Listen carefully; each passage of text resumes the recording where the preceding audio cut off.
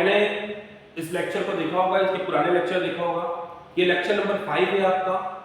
इसमें lecture number 1, 2, 3 और 4 में मैंने पूरा रिफ्लेक्शन पार्ट जिसमें कि कॉन्वेक्स और कॉनकेव मिरर को कंप्लीट कर दिया है, साइन कन्वेंशन को कंप्लीट कर दिया है। अब स्टार्ट कर रहे हैं लेक्चर नंबर 5 का, ठीक है, रिफ्लेक्शन पार्ट। तो देखिए ये स्टार्ट हो रहा है आपका लेक्चर 5।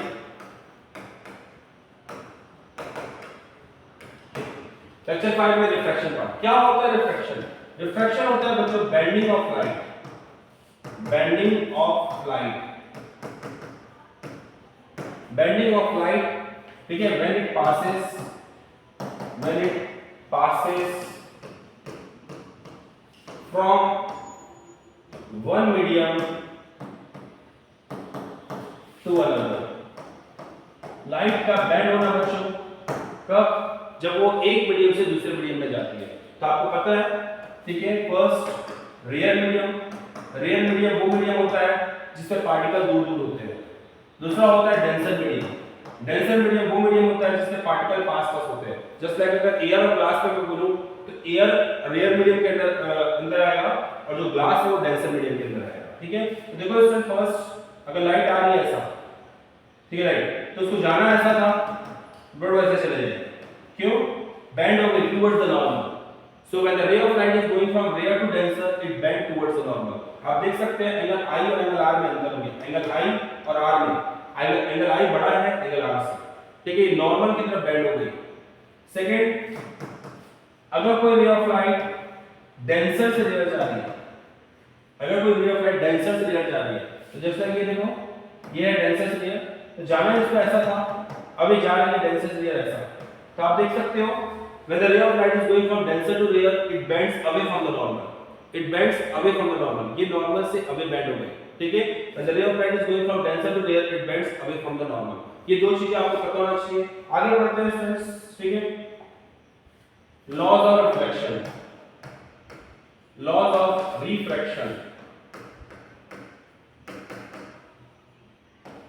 बेसिकली दो लॉ है बच्चों, ठीक है, सर 3 लॉ है आपका। जैसे रिफ्लेक्शन में 2 लॉ होते हैं, यहाँ 3 लॉ है, ठीक है। पहला लॉ है, ध्यान से सुनेंगे, the instant ray, the normal and the refracted ray. Refracted, R E F R A C T E, refracted ray, all lies in the same plane.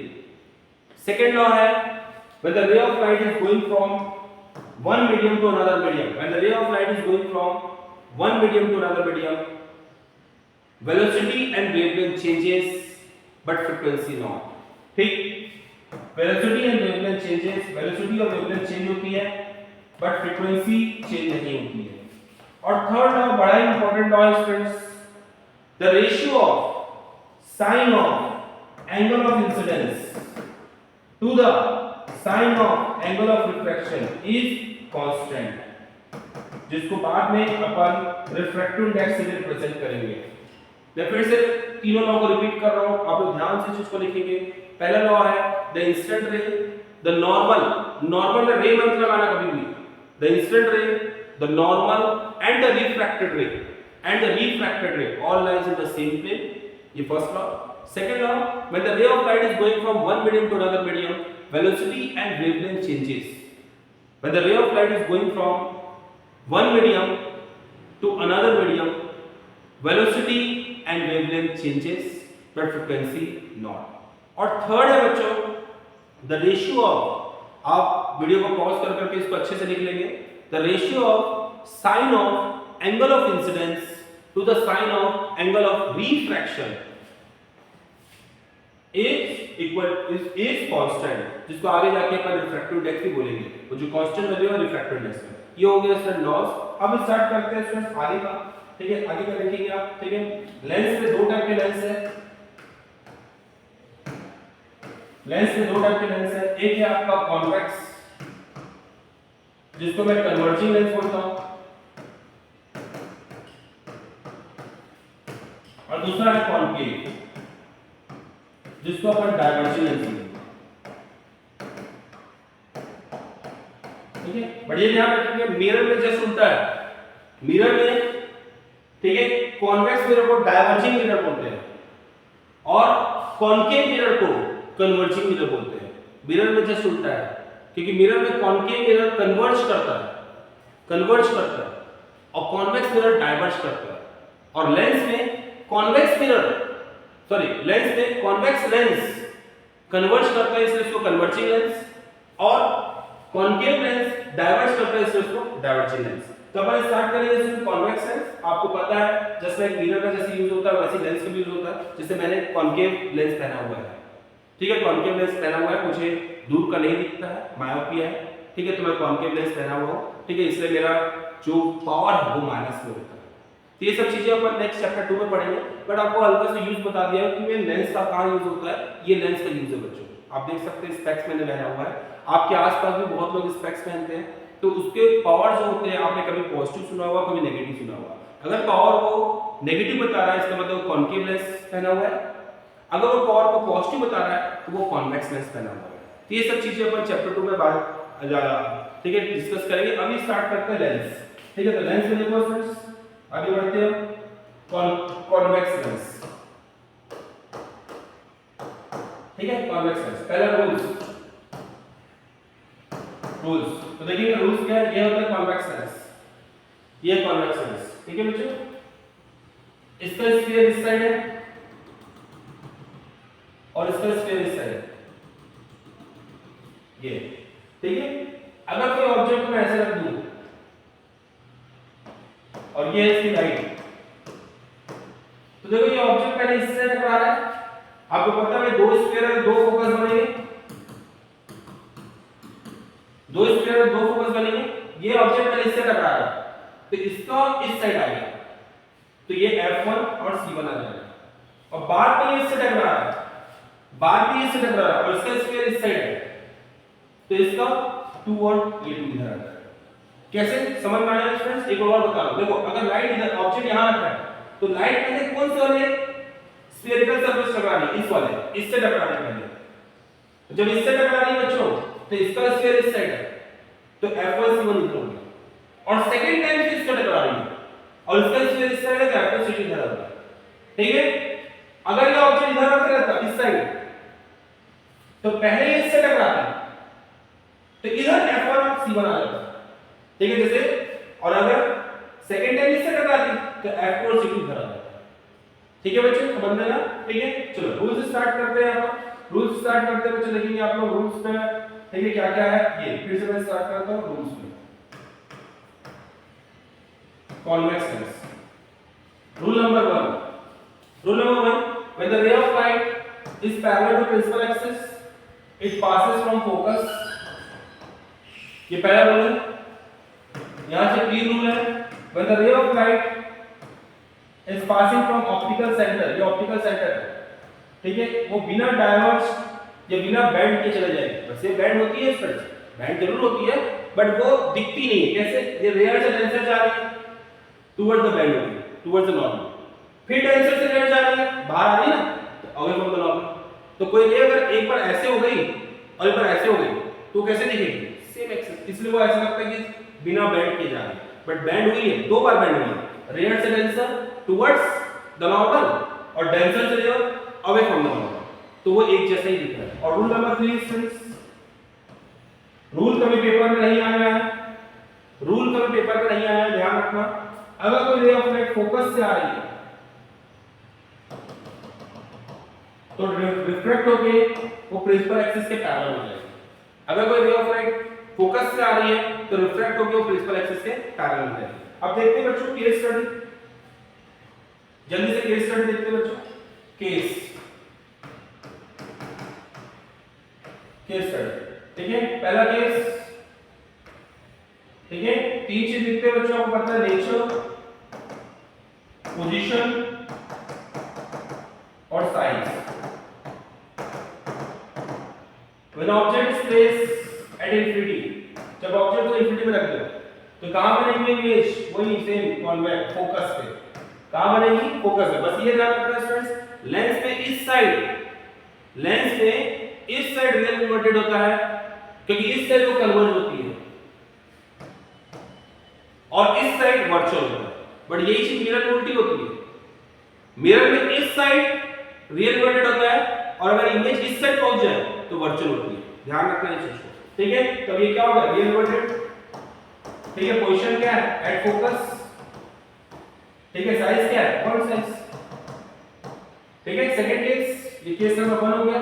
Case number 2 क्या है बच्चों, केस नंबर 2, अच्छा case number 2 लिखेंगे जरूर, ये हो गया focus, ये सेंटर, ये हो गया केस नंबर 2। केस नंबर 2 क्या है, व्हेन ऑब्जेक्ट इज प्लेस्ड, लिखेंगे जरूर केस नंबर, केसेस को लिखेंगे। Case 1 when object is placed at infinity, when object is placed at infinity. Case 2 when object is placed beyond centre curvature, case 2 when object is placed beyond centre curvature. तो centre curvature के beyond रखा है, ये देखो ये F और सी, इसके यहां इमेज बनेगी।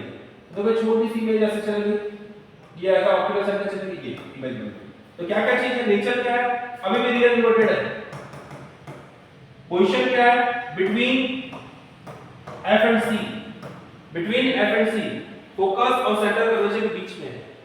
और थर्ड पोजीशन क्या है, smaller than object, smaller than object, ये हो गया स्मॉलर देन ऑब्जेक्ट। ये हो गया सेकंड केस। केस 3, केस 3 लिखेंगे, केस 3 लिखेंगे when object is placed at centre curvature. Case 3 when object is placed at centre curvature. अब देखते हैं फिर से बनाते हैं, ऑब्जेक्ट को कहां रखना है, आपको सेंटर कर्वेचर में रखना है, ये रख देते हैं सेंटर कर्वेचर में। ठीक है, ये हो गया एफ और ये हो गया सी। तो इमेज कहां बनेगी, यही बनेगी। मैं पहले बना दिया, मुझे पता है कि मुझे पहले बना दिया। तो देखो सर, और सेम साइज, ये हो गया, यहां से कहां से जाएगा रूल्स के हिसाब से, यहां से जाएगा। दूसरा ऑप्टिकल सेंटर यहां से निकलता है, आप देख सकते हैं इंटरसेक्शन पॉइंट है, तो यहां पे इमेज बन गई आपकी। ठीक है, ऑब्जेक्ट है आपका ए बी, ये हो गया आपका ए डैश बी डैश। ठीक है, नेचर क्या है, रियल इन्वर्टेड। नेचर क्या है बच्चों, रियल इन्वर्टेड। पोजीशन क्या है, ठीक है, एट सी, पोजीशन क्या है, at C, at centre curvature, position क्या है, एट सी। और साइज क्या है, सेम साइज, सेम साइज है। देखो जो ऑब्जेक्ट की साइज है वो इमेज की साइज है। ये हो गया इसमें तीनों चीज। आगे बढ़ते हैं अपन यहां पर फोर्थ केस की तरफ। फोर्थ केस, ये हो गया फोर्थ केस एफ सी। अब ऑब्जेक्ट को कहां रखना है, ठीक है, अब इसके बीच में रखना है। और इमेज कहां बनेगी, इमेज इसके बाद बनेगी फ्रेंड्स, और बड़ी बनेगी। ठीक है, और बड़ी बनेगी। बना लिया आपने, पहले बना लिया इमेज को। ठीक है, तो ये फोकस से जा रहा है और ये ऐसे चले जाएगा, और ये ऑप्टिकल सेंटर ओ से जाते जाते जाते जाते बिना डायरेक्शन नहीं है। तो तीन चीज लिखते हैं बच्चों, नेचर, साइज और पोजीशन। नेचर क्या है, रियल इन्वर्टेड, अभी भी रियल इन्वर्टेड है स्टूडेंट्स, कन्वर्ज हो रही है, आप देख सकते हैं कन्वर्ज हो रही है। रे डायग्राम में रे बनाना जरूरी है, एरो बनाना जरूरी है। ठीक है, एरो बनाना जरूरी है। तो रियल इन्वर्टेड। साइज क्या है बच्चों, बिगर देन ऑब्जेक्ट, ऑब्जेक्ट से बड़ी है, bigger than object, than object, object से बड़ी है स्टूडेंट्स। इमेज कैरेक्टरिस्टिक्स लिख रहे हैं स्टूडेंट्स, इमेज कैरेक्टरिस्टिक्स है। और पोजीशन क्या है, बियॉन्ड सी। ठीक है, बियॉन्ड सी, सेंटर कर्वेचर के बाद में, सेंटर कर्वेचर के बाद में। केस नंबर 5, केस नंबर 5 क्या लिखेंगे, case number 5 when object is placed. अब कहां रखेंगे बच्चों, देखो ऑब्जेक्ट इधर से आ रहा है, अब फोकस में रखेंगे, अब फोकस में रखेंगे। तो देखो फोकस में रख दिया, यहां से लाइट में ये फोकस से निकल गई, रूल को फॉलो करते हो, और ये ऐसे निकल गई। तो आप देख सकते हैं दोनों पैरेलल दिखना चाहिए, और जब पैरेलल है तो नेचर क्या है बच्चों, फिर से वही रियल इन्वर्टेड। अपन इमेज कैरेक्टरिस्टिक्स लिखते हैं, नेचर क्या है, रियल इन्वर्टेड। साइज क्या है, जब मैके इंफिनिटी में जा रही है तो आपको सिर्फ मैग्नीफाइड लिखना है। ठीक है, क्योंकि अपन ये मान के चल रहे हैं कि बहुत दूर जाकर कहीं इंटरसेक्ट करेगी और कहीं इमेज बनाएगी। और आपको दूसरा कॉन्सेप्ट ये बोलता है कि पैरेलल रेज कभी इंटरसेक्ट नहीं करती, इसीलिए उसको अपन क्या बोल रहे हैं, नॉट डिफाइंड। इसलिए इसकी पोजीशन को क्या बोल रहे हैं, at infinity, not defined. Infinity मतलब क्या होता है बच्चों, ठीक है, नॉट डिफाइंड, इंफिनिटी। आप देख सकते हैं इसमें पोजीशन क्या है इसकी, ठीक है, एट इंफिनिटी। क्योंकि अपने को पता ही नहीं है कि कहां जाके मीट करेगी वो, क्योंकि पैरेलल रेज कभी मीट नहीं करती है, इसीलिए उसको नॉट डिफाइंड करके छोड़ दे रहे हैं, मैग्नीफाइड और रियल इन्वर्टेड। ठीक, लास्ट केस बच्चों, last case, case number 6 when object is placed, when object is placed between focus and pole, sorry optical centre, यहां पर। तो देखो बच्चे ये रखा गया, ये यहां फोकस से चले गया और ये ऐसा होके ऐसा चले गया। ठीक है, ये हो गया ऐसा। आपको इसको डाइवर्जिंग बनाना है, ये पैरेलल नहीं दिखना चाहिए। अब डाइवर्जिंग बनाना है तो यहां पर एक इमेज बन गई, ये इमेज बन गई, ठीक है। ये ऑब्जेक्ट ए बी, ये हो गया ए डैश बी डैश, ठीक है। तीन चीज दिखते हैं, ये देखो ये वर्चुअल इमेज आ गया। जस्ट लाइक कॉनकेव में पहले से लेकर 5 केस तक रियल था और 6 केस क्या था, वर्चुअल था। तो यहाँ पर वही हुआ, बट यहाँ पर कॉन्वेक्स नहीं हुआ, ठीक है। तो यहाँ पर नेचर क्या है, अब आप बोलोगे सर इस साइड आ चुकी है, तो इस साइड आती है क्या होती है, ठीक है, virtual and erect, virtual and erect पूरी स्पेलिंग लिखेंगे आप लोग। और वैसे भी इसमें डाइवर्ज हो रही है, डाइवर्ज हो रही है, और डाइवर्ज इमेज क्या होती है, हमेशा वर्चुअल होती है। साइज बिगर देन ऑब्जेक्ट, बिगर देन ऑब्जेक्ट, ठीक है। और पोजीशन, पोजीशन क्या है, same side, same side of mirror, mirror के सेम साइड में, मिरर के सेम साइड में। ये हो गया स्टूडेंट केस स्टडी। अब केस स्टडी के साथ साथ बच्चों अपन कंक्लूजन भी कर लेते हैं। केस स्टडी के साथ साथ अपन कंक्लूजन भी कर लेते हैं। आप देखते हैं यहाँ पर एक कंक्लूजन भी कर लेते हैं बच्चों, ठीक है। कंक्लूजन, कंक्लूजन किसका, कॉन्वेक्स लेंस का, ठीक है। ये कंक्लूजन बड़ा इंपॉर्टेंट है बच्चों, ठीक है। तो देखो पहला कंक्लूजन स्टार्ट करते हैं नेचर से। पहला कंक्लूजन स्टार्ट होता है नेचर से, नेचर। तो नेचर में क्या है फ्रेंड्स, केसेस 1 से लेकर 5 केस तक आपको नेचर क्या मिला, रियल है इन्वर्टेड, इमेज क्या थी, इन्वर्टेड थी, ठीक है। इमेज क्या थी, इन्वर्टेड थी, इन्वर्टेड, ठीक है। नेचर के बाद आपने क्या 6 केस देखा, 6 केस में क्या थी, वर्चुअल एंड इरेक्ट, ठीक है, वर्चुअल इरेक्ट।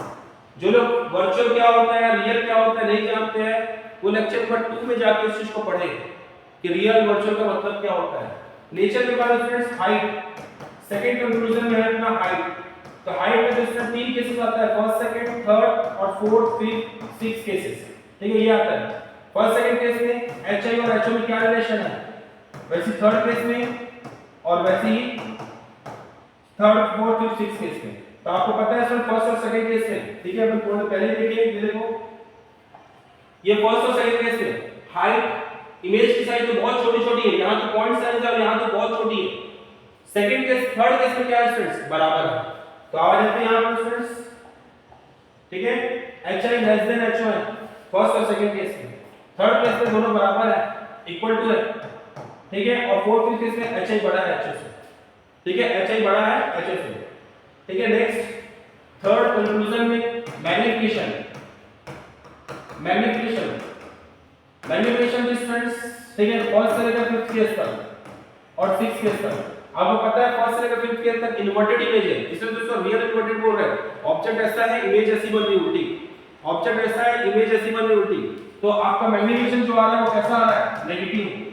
बट 6 केस में वर्चुअल इमेज है और वर्चुअल इमेज हमेशा इरेक्ट होती है। इरेक्ट मतलब ऑब्जेक्ट अगर ऐसा है तो इमेज भी ऐसी है, इसका मतलब m क्या हो गया आपका, पॉजिटिव। m क्या हो गया आपका, पॉजिटिव।